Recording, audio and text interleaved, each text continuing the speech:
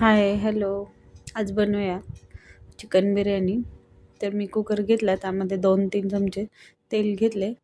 त्यामध्ये थोडंसं तमालपत्र, खडे मसाले टाकायचे आपल्याला जे पाहिजे ते.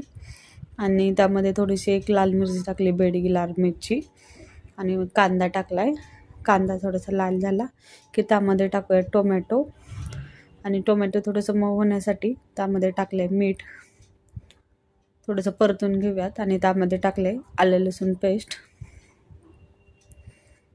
मिक्स करून घ्यायचं छान.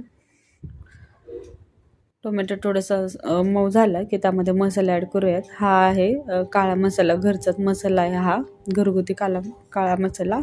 आणि चिकन बिर्याणी मसाला टाकूयात.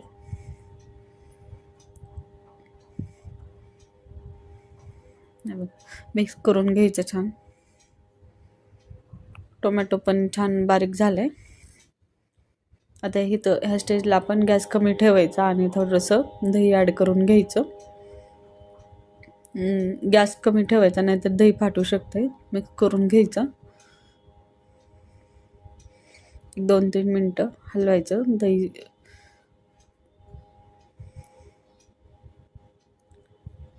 आता त्यामध्ये चिकन टाकून घेऊयात. अर्धा किलो चिकन आहे. स्वच्छ धुवून वगैरे घ्यायचं, पाणी नितळत ठेवून द्यायचं.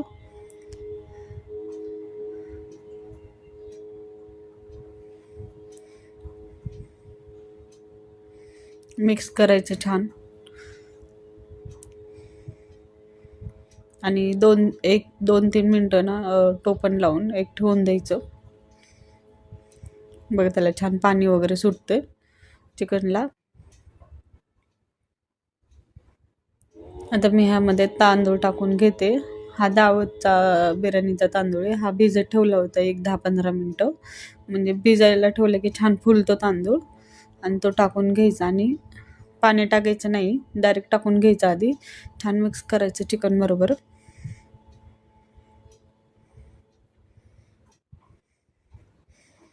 सगळा तांदूळ मिक्स करून घ्यायचा. गॅस फुल ठेवायचा थोडासा ह्या स्टेजला. त्यामध्ये पाणी ॲड करून घेते.